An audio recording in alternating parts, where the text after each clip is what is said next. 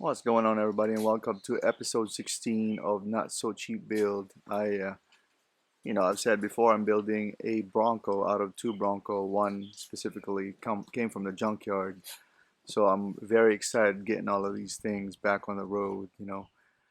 But projects like this is very daunting. It's a lot of work. You take it day at a time. I wish I have a lot of time in my hands. I wish I have people, equipment, and this thing will be done in a week, but it takes a little while. So right now I'm in the process of putting the front together, the brake lines, all of these other things. And I don't know where episode 16 is going to lead to. Episode 15 was full of failure, and if you haven't seen that, go and watch it. And what I mean by that is, in the middle of the project, you find out something doesn't fit, then you're going to have to change your course and do other things. But that's part of building things, right? And that's part of the my attraction or my passion to working on cars, because there's always something to be learned, right? And life is about learning things and getting better at it and getting faster at it and getting more meticulous on doing things. So, anyways, let's talk about what's going to happen in episode 16, and then we'll move on from there. If you haven't seen episodes 1 through 15, go back to my channel and check it out. I think it's pretty exciting. And if you keep track of all of this stuff, eventually I'll have this on the road, which is pretty close. I'm assuming about a month it'll be back. It'll be done and it'll be back on the road. It seems like it's not going to, but it will. I'm telling you, it will be about a month. So now is July. By August, by the end of August at least, it will be running. That's my goal. Let's go.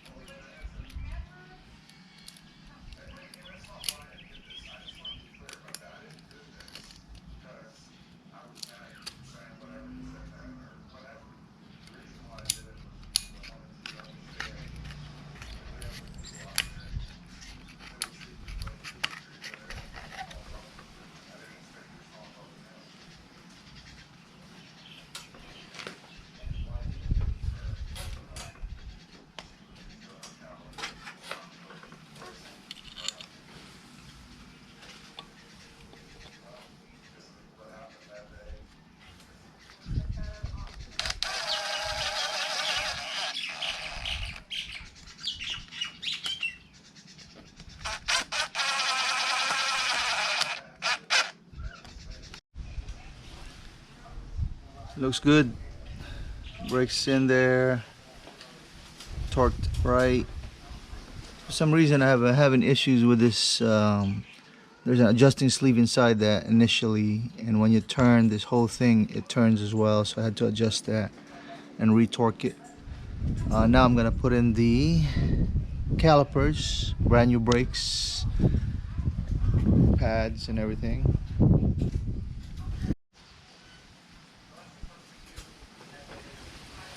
Ford made it this simple.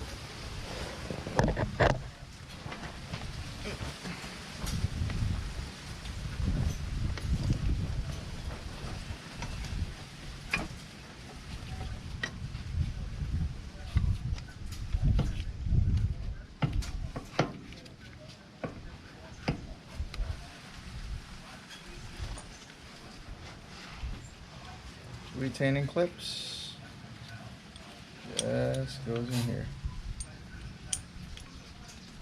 A little tricky, but once you get them in, it should be good.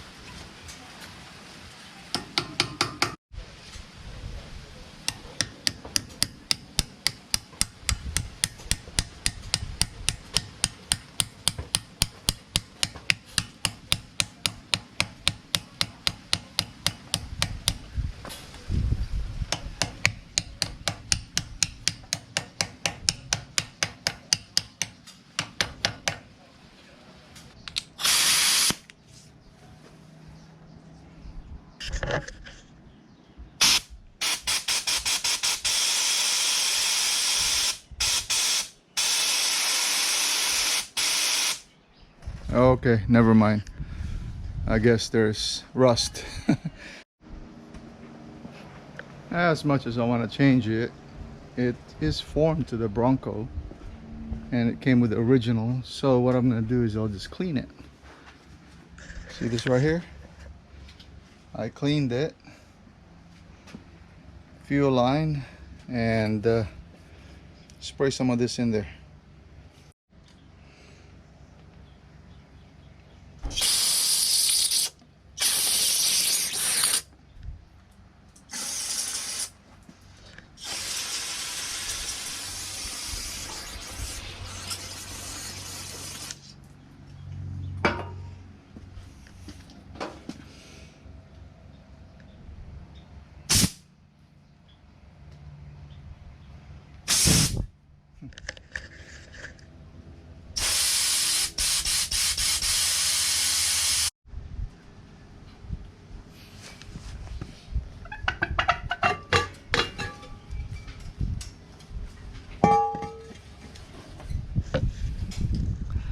New shoes and internals. Might not look clean to you, but for me that is brand new clean. Pretty cool. Okay, here we go. Just like that. Okay, and then we're gonna have to press it with my ball joint press, and I think that'll work out. Right, never mind, I had the wrong stud, so I'm gonna have to go buy some. But in the meantime, I just kind of repaired what I needed to do, and then of course realized that the rear brakes is a little bit rusty to my taste, so that's gonna be changed. The brake lines, I mean, all the way. All of this will be brand new. The drums, the actual drums itself is within specs, so that is still in good shape. Like anything else, I grinded down the rust and then painted it so they'll be protected. So that's where it is right now. I'll wait for it to dry, get the studs, put it back together, and then moving on to the next one. Okay, might not be a big deal to a lot of people, but this is a Fomoco Ford Motor Company. Gotta be the original drum brakes. I know drum brakes, they still use it. My Toyota Tacoma 2021 has drum brakes in the rear because, you know, the surface is just a lot of surface there. I mean, yes, disc brakes is efficient, but drum brakes work. My opinion. If you're watching my channel, you know that I have no secrets. Everything that I do with this project, I am telling you, whether it be a failure or success, so that you know I can share those experiences, right? Nothing's perfect, is what I mean. And so is this build. So I decided to take apart the brake lines, the rear brake lines. So it looks new, but I just question its integrity, because you know when you start taking off the connectors, I don't know if I'm using a cheap Craftsman open-end wrench, but it just rounds off, and I hate that. So I'm just gonna take the whole thing apart and start new, so that I have new connectors, new, you know, stuff, so it's easier. And besides, I know that it'll be safe if I redo it, just like I did the front. So let's rock and roll. Let me show you what I mean about this stupid cheap tool. Doesn't do me any good. Okay, so it is always, of course, lefty loosey, righty tighty, right? And this is what happens. Put too much pressure on this thing. See that? I don't know if you can see it, but it's slipping. It just doesn't want to come off because it is rusted on there, and this stupid thing is cheap, and it just doesn't have the sharp edges to hold it and let it go. There, it happened, but I guess that's one. Many failures. Here's another one that I've been trying all day yesterday. Right there. See? Yeah, see? That, there you go. That's what happens. Stupid. So I'm just gonna cut it and then use a socket. Okay, those of you that do your own brake lines, when you buy brake lines, it comes coiled like this. And you know, in the past I used to just kind of straighten it out with my hand because it's soft, but it's not perfectly straight. So I saw this video of a gentleman sharing his experience with how to get this straightened out. And what he did was he drilled a hole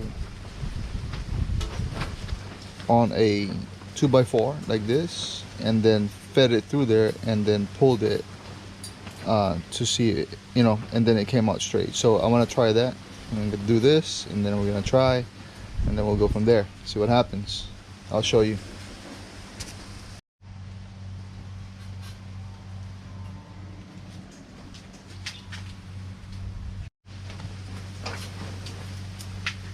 Is it going to work? If it does, that guy's a freaking genius. Alright, just feed it through supposedly, and it should come out straight. Look at that, guys. It absolutely is coming out straight. Can you believe that? Oh my god, that guy's a genius. Oh yeah, nice. Can you see? It's straight. Yeah.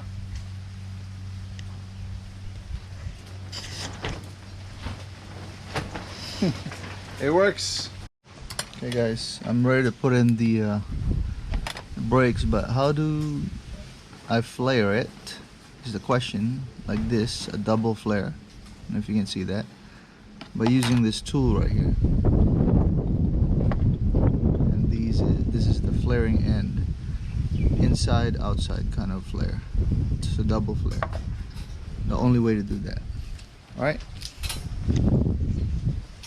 so ready to flare that right there. Okay, not telling you what to do, but I'm just showing you what I'm doing here. I'm setting the tip inside there. I can see it in the hole. That's the depth of so that the flaring tool is going to work. Tighten this up to hold the tube. Take that off. Yeah. And then what we'll do is we'll close it first. To keep this tool last longer, you gotta make sure that it's greased up. That's why it looks dirty, but it's got grease on it.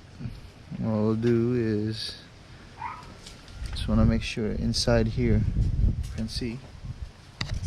It's gonna take a lot of pressure, but what you do is close it down. You'll know because it'll stop. Okay. Then we will do the other side to open it up. This is how the double flare happens. You'll see it in there. Look, it closes it up. There you go. Yeah.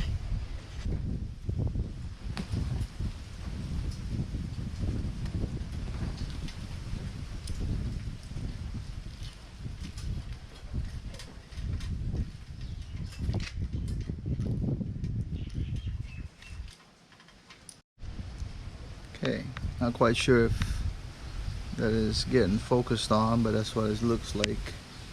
And it'll go in there. This is one way to make sure it doesn't leak. Is double flare it.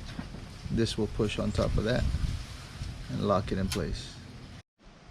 Okay, rear brake lines are in. Brand new.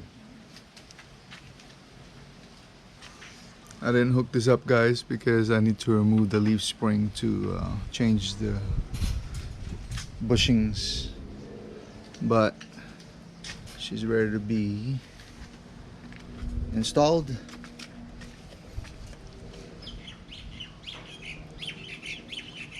That's what it looks like coming along.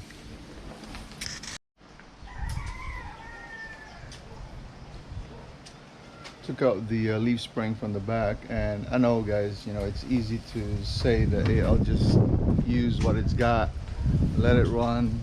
It seems solid, but check this out.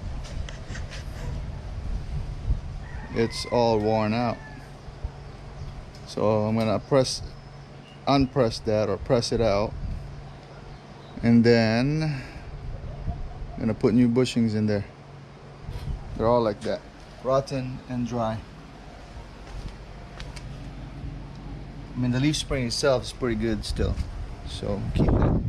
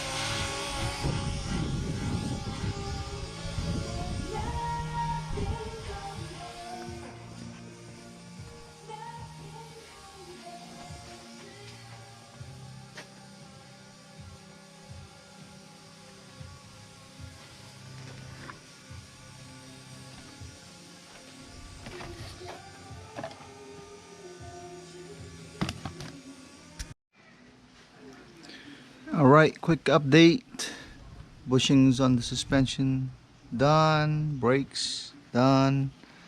I got the rear tank in, and I'm gonna plumb it tomorrow. Just Moving on, moving on, moving on. It's the weekend, so I think I'm gonna do other things. But for now, that's where we are. And actually, the front clip and the dash is being worked on.